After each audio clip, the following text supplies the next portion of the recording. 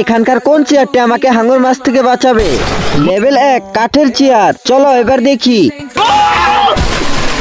এইটা আমার বন্ধু টুনটুনির মতো দুর্বল। লেভেল 2 অ্যালুমিনিয়ামের চেয়ার। এটা আমার কাছে শক্ত অনুভব হচ্ছে। এটা তো আমাকে ধোকা দিয়ে দিল। Level 3 clear chair. ওয়াও, এটা কেমন যেন লাগছে। লেভেল 4 লেগের চেয়ার।